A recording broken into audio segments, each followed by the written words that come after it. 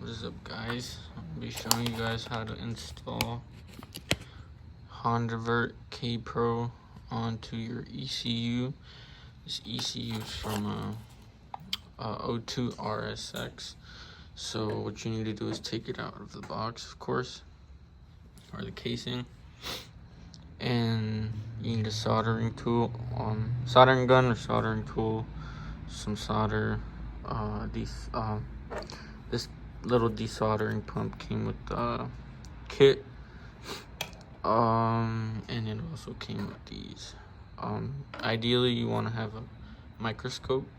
I have this, works well enough, I hope.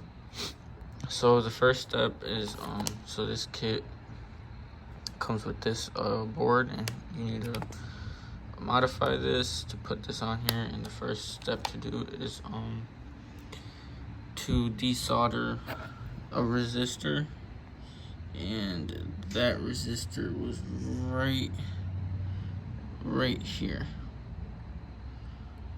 right there on top of this one. So I already just desoldered it. Is over there, it's tiny. And then they include one with the kit that you solder onto there. I've been practicing my soldering, and I'm shaking because I'm nervous, because if I mess this up, I'm not gonna have a car. But yeah, I've been practicing on a Wii on a Wii board. But already, if you guys know how to solder, go ahead, do it. I'm not encouraging anyone. This is tiny. It doesn't look that tiny on camera, but this is my finger, so it's pretty tiny. So anyways, yeah, I'm gonna try to solder that. I'm not gonna record because, like I said, it's tiny. And then we'll go on from there. And if I mess up, well. So as you can see, this kit not only comes with the actual board, it comes with some pins and that very tiny resistor that you need to solder onto here. But yeah, it comes with all you need.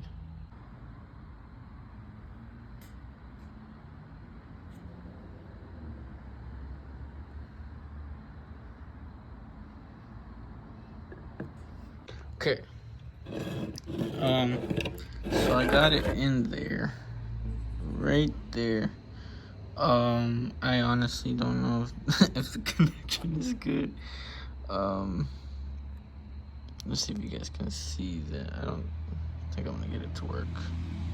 Yeah, anyways, it's right there. I put it down, it held on, and I kind of secured it with some extra solder on both sides, and hopefully that did the trick. But I don't want to mess with it anymore, because I was soldering on this thing for the meanest, maybe like 3 days, and I could not get this down, and I was like frustrated, and I was like, I'm just gonna send it. And I sent it, and I think it was worth it. But yeah, we'll see if it works when we're done. So I forgot to mention it, but that's J240 right there. You can't really see it. But yeah, there's instructions online for this. So next up on the instructions, it says find J250 and solder a jumper, so like connect it. But mine already has a 0 resistor or whatever it is on it, so I think I'm just gonna leave it as that, because I was watching another video and they already had it like that, and they left it like that. So I'm gonna leave it like that and see how it goes. So next thing you want to do is find J290, desolder that. So I'm using the soldering gun and this desoldering pump.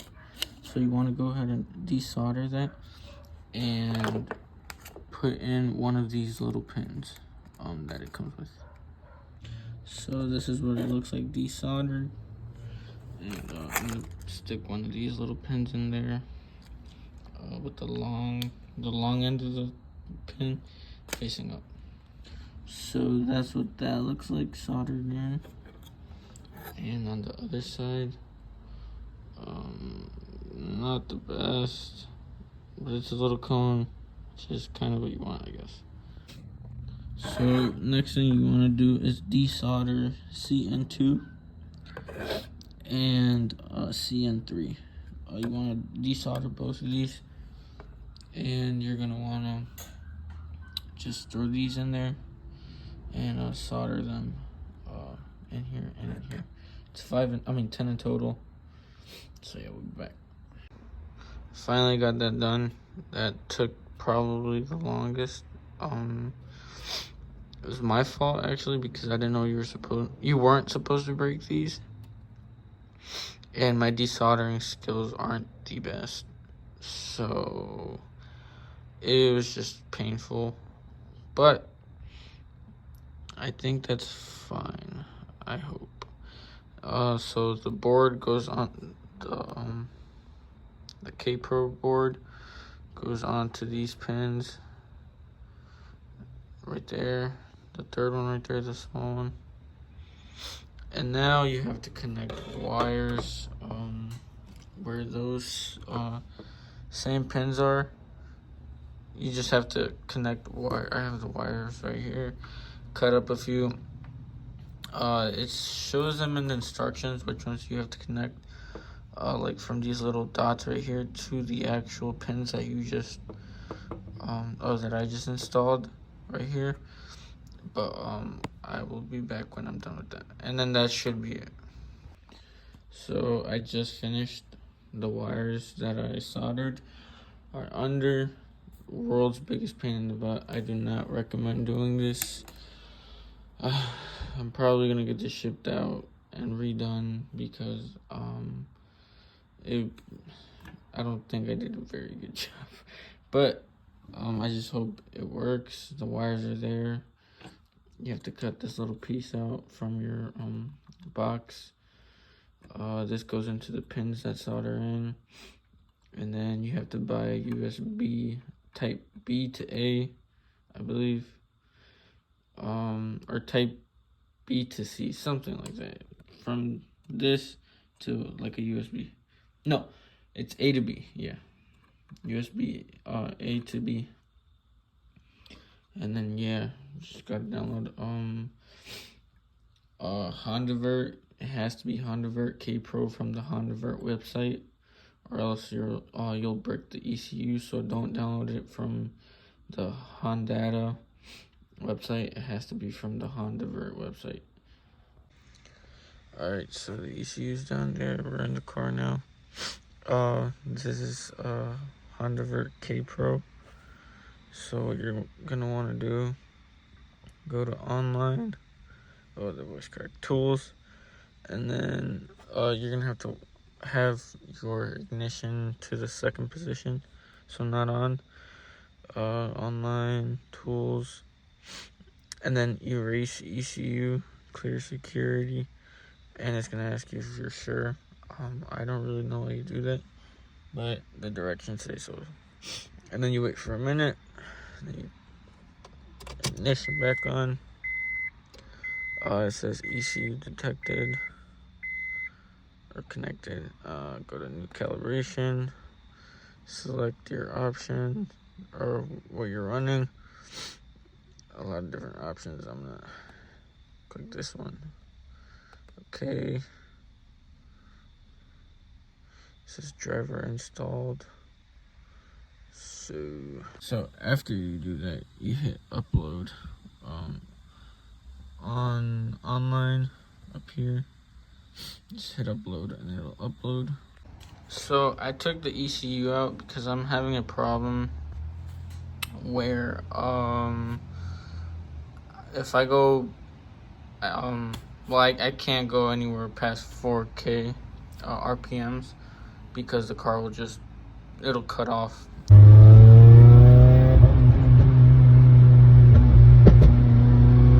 My wiring was very sloppy, so I took took them back out. Or I took the ECU back out. I took the wires off. I was using, I believe this is 18 gauge because it's all I had. But I switched over to this tiny wire. I think it's 22 or 20 gauge. So that's flux. I didn't have flux last time, and using flux literally helped so much because you just apply it like on these little pins is where I really struggled. So you just apply the flux on there, and you tin the end of the wires, and you literally just place it on there, put some heat on it, and the solder will just flow to the wire into the little thing, the little connection piece wherever you're trying to connect it. And that definitely helped. And I don't know if you guys can see it, but I'm feeling, they're not the prettiest, but I'm feeling a lot better about these solders than, or whatever you call them, than the other ones that I did. But yeah, so this second pin goes to C45. There's a little dot under there. The fourth one goes to the little dot right next to it, and by dot I mean these little dots. I don't know what they're called.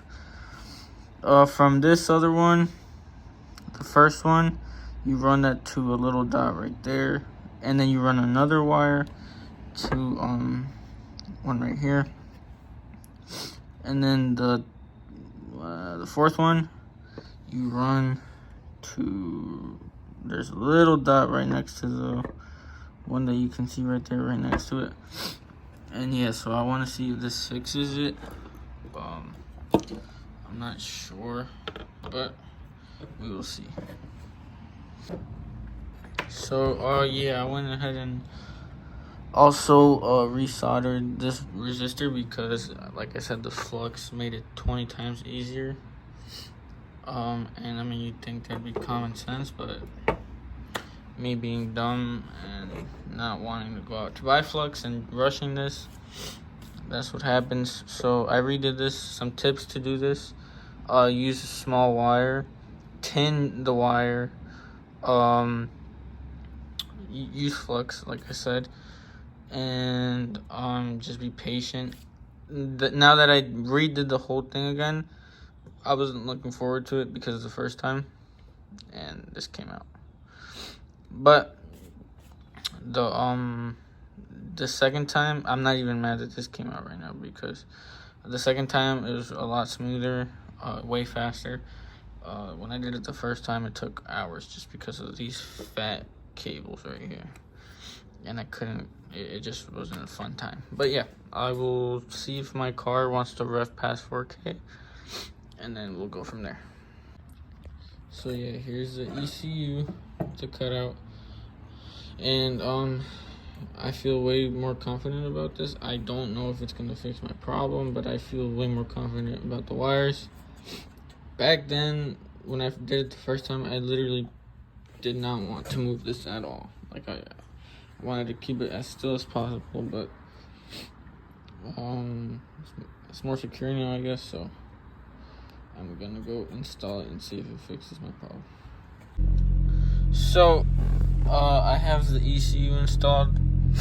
Like I said, when you first hook it up, you want to go to new calibration and pick all your settings, whatever you're running. But I believe whatever I did worked, because when I would turn my car on, I'd have a check engine light, and if you I wasn't throwing a code for anything, so it was really weird. But now the check engine light is off. And also, when I was running the car and I went to let's say tables. So usually, I don't know if it's okay. It's not doing it. Okay. Anyways, so usually, if you hit data log, it'll show you how your car is running. As you can see, this is completely still right now. But whenever I would hit the lightning bolt to data log, the car would just flicker, the ECU would flicker, and the car would just shut off. But now once I hit data log, you can see it's running right now. That's what the car is running at the moment. And if I go to display, none of these were working. They were all completely still. And now the big test, I definitely think I solved it, but just to double check, let's see if it'll go above 4K. And I know I didn't warm up the car all the way. I don't care. If this works, I don't care about that.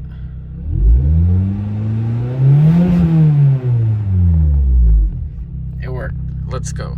So this is fully working. I definitely recommend doing this. The ECU, or not the ECU, the chip was $350 or $320. $350 was shipping. It was $350, and I threw it in for, I bought a $50 soldering iron and flux, and that's pretty much it. So compared to sending it out to Honda, waiting however long it takes, I think this is definitely the way to go, as long as you're comfortable with soldering and just taking time to practice the soldering. So yeah, see you guys.